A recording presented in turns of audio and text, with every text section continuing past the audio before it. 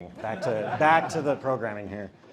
Really excited because I think there's tons of conversations happening here about AI. There's lots of conversations happening about blockchain.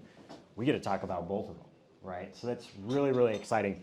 I'd love to give my panelists just a brief opportunity to introduce themselves real quick.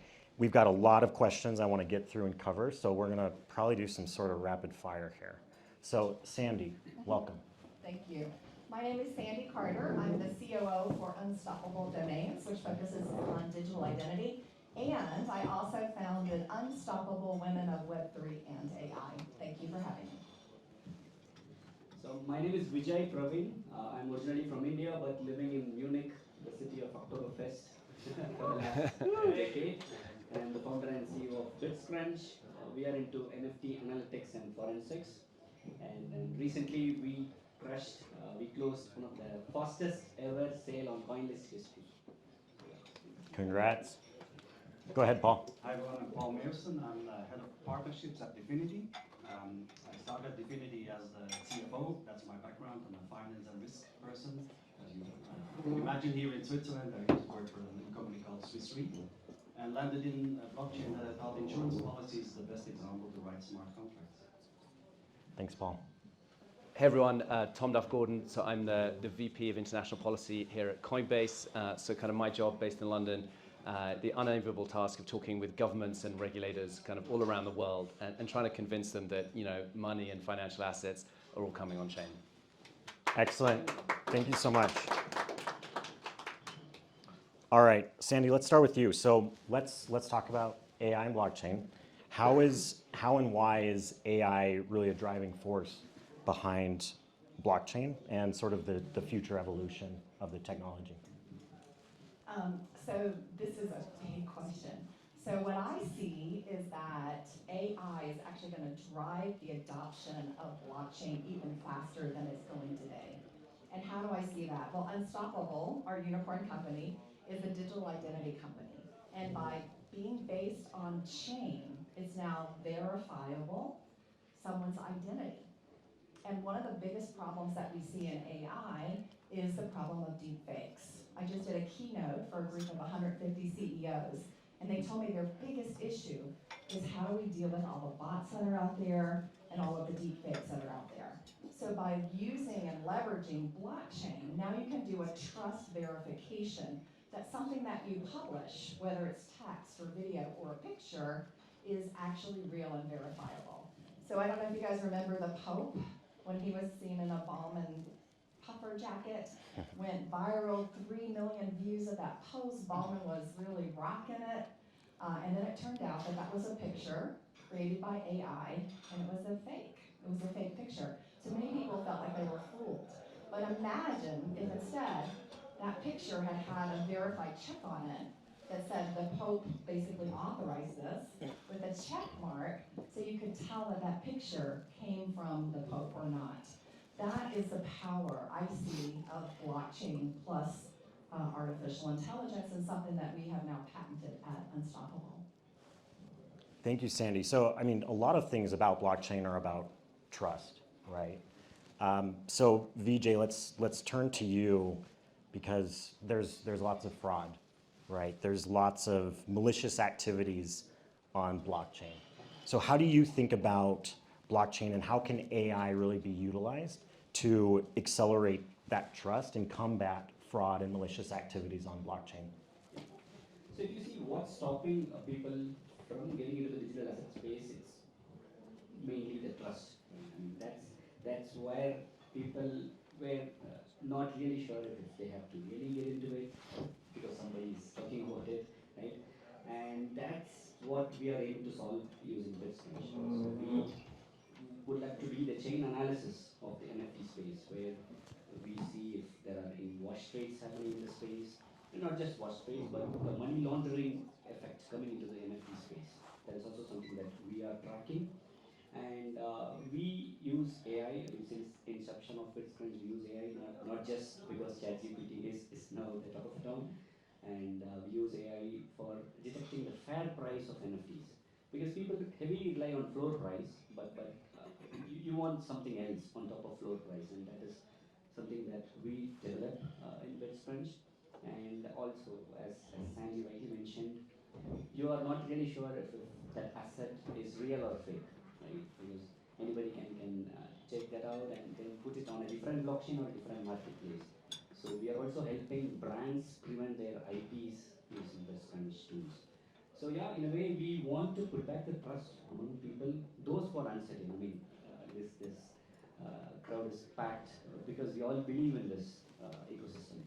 But for those who are uncertain, that is where we want to put back the trust, and we believe we could do that in the next years. I mean, we are not a unicorn yet, but we'd love to be there. You're well on your way, it sounds like. So, any investors, let's get this next unicorn here.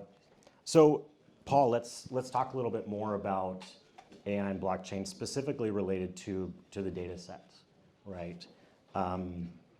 Like, what value does this blockchain source data play when it comes to AI? And maybe you can talk a little bit about how that data can be used to create better trained models. We all know that the things we see sometimes spit out of ChatGPT that's wrong or just completely inaccurate.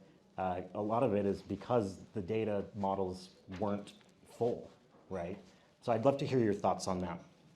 Yeah, thanks.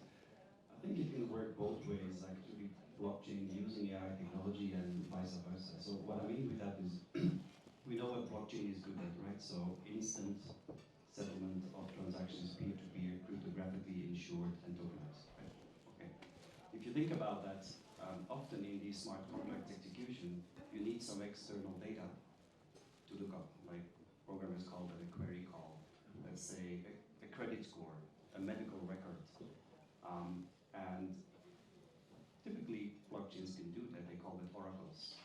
But I think a much more advanced than querying an oracle is interacting with an AI bot. And that's what I find fascinating, that AI bots giving that input, which is a bit more advanced than just so-called querying an oracle. At the same time, I think if I talk to my blockchain colleagues, and in general, what we all wonder, well, the AI model will be as good as the inputs of the data and the model that you train. And if you think about that, well, actually one thing that blockchain technology is very good at is ensuring tamper-proof data, both its inputs, its code, and its next state, right? So I have to be careful, I'm an economist, I'm surrounded by 300 cryptographers at DFINITY, who all have a PhD. I'm the only one without a PhD in science or math. But it's still, it's as having spent so many years in insurance finding fraud, I think that's quite fascinating because it's so important, not just for social media, which I'm less an expert on, but also in business transactions, relying on very true, untampered data. And the richness of a model, but at the same time technology that mathematically can basically verify tamper-proof data, that's the nice cohesion between these two technologies, I think. Thank you so much. Thank you so much, Paul. So, Tom, let's switch gears. You mentioned regulation, you mentioned international policy. I'm sure you're speaking to these regulators all the time. Let's first start and just talk about, how do you see the future when it comes to regulation? Like, what conversations are happening in these back rooms? How is Coinbase influencing these conversations to be good for all of us? Okay, so just a small question. But look, I'm delighted we're having this conversation because not just on the street, when you walk past all the AI house, it's kind of just tons and tons. It's the hype thing. It's the hype topic. It's the hot topic. I think it was last year. It is this year. When you talk to policymakers, they're all, and whether it's from the US or the Middle East and others, they all recognize that getting control of AI, understanding it, regulating it, the opportunities, the disadvantages, is a massive thing they have to do, and it's a priority. But what they're not doing is connecting the two conversations. And that is why this conversation I was so excited to be part of, because what I'm trying to do in the conversations with the policymakers, they want to talk about AI, less so about kind of blockchain, and we'll get onto the fraud and all of those kind of conversations as Coinbase we deal with the whole time. But we're trying to say to them, hey, there's a marriage here. There is a really important marriage for all of the reasons that the panelists have kind of said. And let's not just say, hey, it's one set of conversations about AI and a totally different set of conversations about how we regulate blockchain. So one of the things I think we can all do, and I think at Coinbase we can do, given a little bit our market positioning, is to kind of make sure that we kind of try and join the dots. And we simplistically try and break it down into the kind of, a few sets of A's, right? So how are we going to use AI and blockchain together? Well, one is kind of analysis. It's been talked about. We use it internally for some of our transaction monitoring and some of our blockchain analysis, those types of things. The other is automation. Like, we're going to see a future of Internet of Things, all of these smart appliances making decisions based on AI. A lot of those decisions will have value transfer kind of associated with them, and we're going to have to track that on a ledger. Like, these appliances aren't going to be using Visa and MasterCard, right? Why not? Well, because a lot of these kind of transactions are going to be micro, and that doesn't work in the current payment system. But also, like, my fridge or my car isn't going to get a bank account. I don't know how they're going to KYC that. Okay, so we do believe that tokens and blockchain, like with AI and with kind of more bots and more of these kind of appliances and IoT, is going to be a big deal. But then probably the biggest one, which I think Sandy talked about, is authentication. So that's the kind of the third A that we kind of see here. If we think that what does AI do? AI scales content, and what does blockchain do? It scales trust, right? Which I think you also spoke about. So let's bring those things together. Content, amazing content, new novel content, and trust as well. So we know what is created by a bot and what's created by a human by embedding these little flags in the metadata and all of those things that you can do. That's a topic actually which does resonate a bit this year. I think another hot topic on Davos Promenade is about the elections that are happening globally. And so we've got whatever it is, 3-point-something billion, so 40%, 50% of the population voting in elections, the most since 1980. Deep fakes, Sandy, you talked about, fake news, deep fakes, who said this, who didn't say it, etc. Photograph of somebody shaking hands with somebody else, etc., etc. It would be very good, and I think all governments have a self-interest in making sure that the political discourse is kind of informed by doesn't care what your opinion is, but the data should come from kind of humans and be verifiable. So I think, analysis, automation, and then authenticity, these are some of the ways in which I think we want to connect these two disparate conversations and try and drag blockchain a little bit into the other realm. I can talk a lot about regulation, but maybe leave that for the second round. That's great. Thank you so much, Tom. So one of the things about Web3 that I love is the community aspect. It's bringing people together, and you talk about sort of bridging that gap between policy, regulation, and blockchain. Like, that's all about building partnerships and community. Well, one question, though, as a follow-up I have is, like, do they get it, right? Like, some regulators and politicians, I know, like, they don't know how to, like, reset their password, right? And you're talking to them about blockchain and AI. Like, are they receptive? Do they get it? Are they scared? Like, what's the feeling in the room? It completely depends on who you're talking to. It totally depends on who you're talking to. I mean, look, if I just do a quick kind of sketch of the markets that I cover, I mean, I think in the Middle East, they kind of get it, and they kind of plan, and they think for kind of 25 years, 50 years, it's an oil diversification play, very exciting things happening there.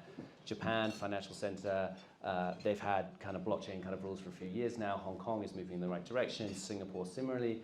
Brazil passing laws this year. Canada is happening.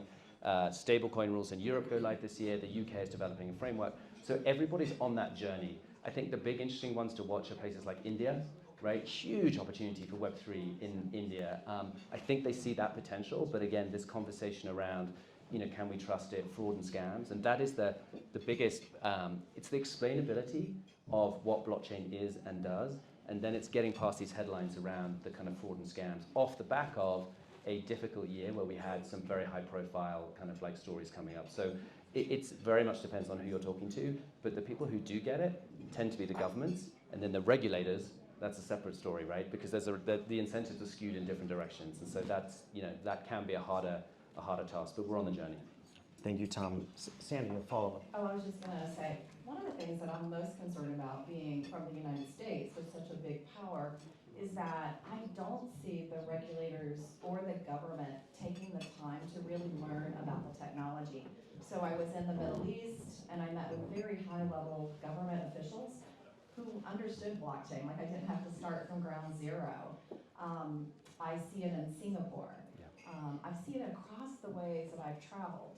But we had a delegation that went to DC, and one of the things that we found was that most of the senators and representatives sent staff member or a staff member of a staff member or a staff member of a staff member or a staff member to learn about it, which meant it's going to be translated 3 or 4 times.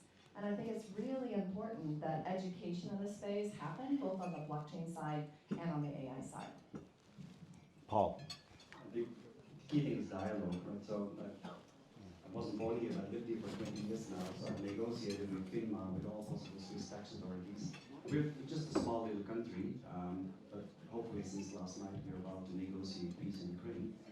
My point is, I think this little FINMA regulator has actually done not a bad job. It's details aside, like they introduced the DLT regulation very quickly. They recently adjusted it. The tax authorities then followed suit, etc. But that's content. I think the other thing is also attitude. I often need to tell my colleagues as well when I hear things like these idiots, they don't know what they're talking about. I need to tell them also, you're a very sophisticated cryptographer. You need to perhaps use a slightly different language when you walk into the government office. Yep. That's what I mean with attitude and mindset. And it helps a lot. And I think in hindsight, over here, the openness on both sides has grown. Great. Well, I really appreciate everyone's comments and thoughts there. Tom, did you have something else to add? I was just going to say, I mean, I agree with the education point. The other thing that we can do as an industry, I think, is develop use cases, right? Because it's these staffers, I mean, rather than having to explain 3 times over kind of, you know, what a hash is, how the blockchain works, the difference between proof of stake and proof of work, why Ethereum is a smart contract platform is slightly different to blockchain, et cetera, that's really hard. But if you can say, hey, you can just kind of download a wallet, you can transfer money seamlessly around the world for absolutely zero. And actually, I think in some of these high inflation economies, we're really excited. We've announced some partnerships across Africa and some of these emerging markets. I mean, you know, Brian Armstrong's view is that almost this year we might move back to kind of the founding principle of kind of payments as a use case, and that may be through stable coins and potentially through things like Bitcoin. That could be a bit of a breakout. But I think my broader point is we need tangible use cases, right? Governments can use this technology to provide their own government services, but, you know, commercial applications as well. Things where the user experience is seamless and people can not just trade, but we can, you know, really genuinely use it, and that will help hugely to advance the regulatory conversation in my mind. Thank you, Tom. Let's talk a little bit about use cases. You mentioned payments, of course, very, very obvious use case, very important use case. Anyone else have any use cases around, like, specifically things that will accelerate the adoption of AI and blockchain? Sandy, go ahead. So, well, first of all, I agree with the use case of payments. If I just look at what we do with Unstoppable, and I think this is pretty interesting because, you know, the market's not the best right now. We do 30 million resolutions for a crypto wallet every week. 30 million, and we're just one of the naming services. We are the largest, but I think that's a lot given where we are in the market. The other use case that I think is really powerful is loyalty. I think this is a use case where we actually don't have to speak about the technology, but we can talk about the power that it brings. Identification of a real person using something. The way that we look at providing a reward, showing something that's not a paper passport to get something, but to actually have it digitally sitting there inside of your digital wallet or your digital identity, I think is very powerful. So for example, you know, for Gary Vee, we have an NFT that sits inside of your digital identity, where if you have it, you get in the front of the line for a selfie, which is very valuable in most places in the world. You guys all know Gary Vee? Yeah, okay, great. Okay. Do you have a selfie with him? I do. All right. So those are some of the things. You know, we also see having multiple tickets in your wallet being showcased for being able to get a discount. And just another funny one. So we have the Super Bowl in the U.S., which is American football. And I was talking to the guys at the NFL, and they told me that if everybody who tweeted about going to the Super Bowl actually went to the Super Bowl, the stadium would be 5 times as big as it is. So now they have an NFT that can sit inside your digital identity, so you can actually verify, back to that trust verification we were talking about, verify that you went there. And then one more example, education. You know, I was talking to LinkedIn, 36% of people who have a school on their LinkedIn profile did not go to that school. Now, how do you know which of the 36% they are? But with a digital identity, you have a soul-bound token, which means you can't transfer it. That soul-bound token sits inside of your digital identity, and now you can't transfer it to someone, but you can prove I actually went to the school that I said. So I think there are some really powerful use cases that use the value of the technology. We can talk about the business outcome, not necessarily just the technology. Thanks, Sandy. Those are some great use cases. Paul, I'd love to go to you and hear any use cases on your side. But first, I want you to answer, of all those PhDs you're surrounded with, how many of them actually have that verified? Right. Our CEO is here tomorrow. I'll ask him. I hope he can make the right calls. Well, my daughter actually got her master's degree from the same ETH, which is a little university here. I went to the ceremony. I thought it was real. I think identity is interesting. I said I'm an insurance guy, so you can imagine identity in life insurance. And so one thing we've worked on at Internet Computer with DFINITY is something called internet identity. I think it exemplifies a little bit that in the crypto crowd, we must admit we have a little bit of a love-hate relationship with identity, right? When it suits us, we want things to be fully anonymous. But when things are anonymous, the bad things can happen, as Sandy was describing, right? The notion of an internet identity that we developed is kind of like a single sign-on. At the moment, when you use that, there is no disclosure of your personhood. It's like an anchor. Think of it as a simplified single sign-on across all your blockchain interactions. However, you then may get interactions where it's necessary. For example, proof of adulthood. Well, proof of adulthood is actually a simple question with a binary answer. Why should the door watcher at the club see the young girl's passport with her address? He should have an answer to a binary question.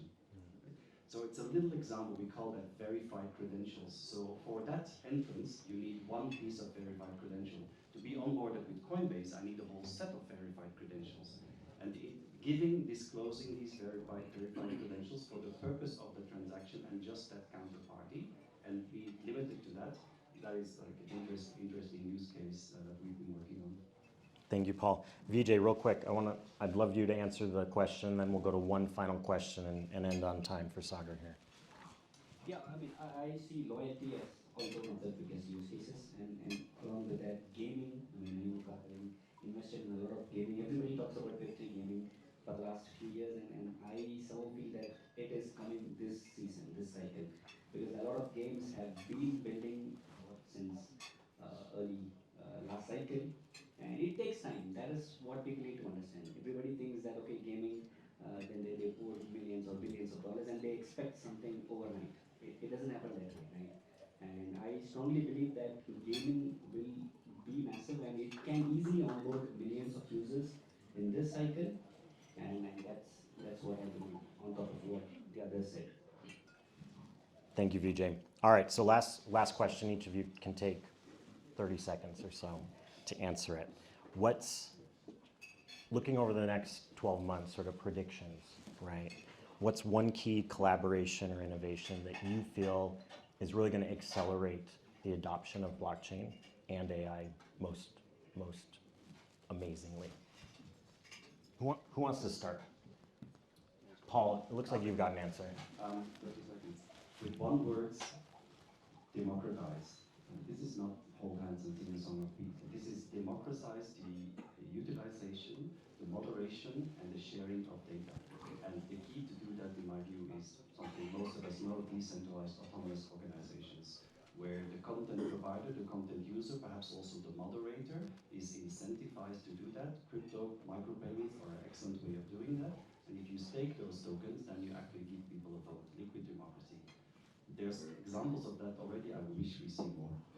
Thank you, Paul. Vijay, go ahead. To me, it's education. So the more people get educated in the space, the more they get to see the reality, right? I mean, look at Larry Fink from not supporting to now being bullish. I can call it that way. So I would say education.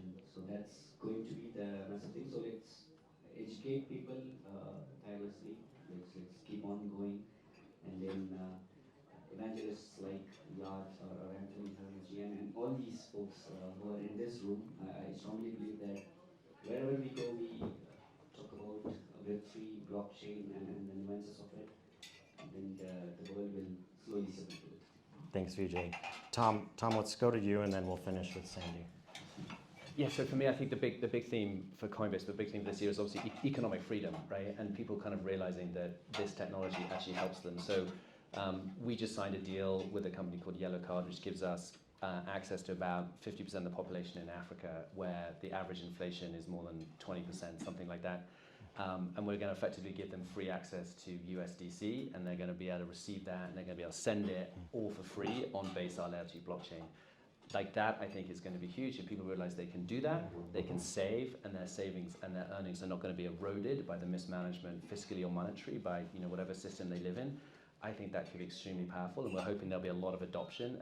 And it's not just going to be USDC, right? It'll be Bitcoin and these other things. But when people living in Venezuela, in Turkey, in Argentina, in parts of Africa, when they start to realize the power of these tools, and we bring down the cost, right, of actually kind of like transacting, that I think is going to drive adoption. Thank you, Tom. So I think a big use case is going to be around community. And you can see it here at Davos, where people are talking about, mental health and loneliness. Even since COVID, loneliness has gone up considerably. The number one use case for AI is actually not ChatGPT, but it's actually the companion apps. I don't know if you guys have been checking those out, but it's the companion apps. And so from our perspective at Unstoppable, we see a lot of things that can help connect each other and to build tribes and to build communities being something that will be hot over the next year. So for example, we just worked with Push Protocol and XMTP and Coinbase to develop messaging. So anybody can message. If you have a digital ID, you can message each other. And I think some of that connection, that human connection, is going to be really important as we move into 2024. Amazing. Thank you all to my panelists, and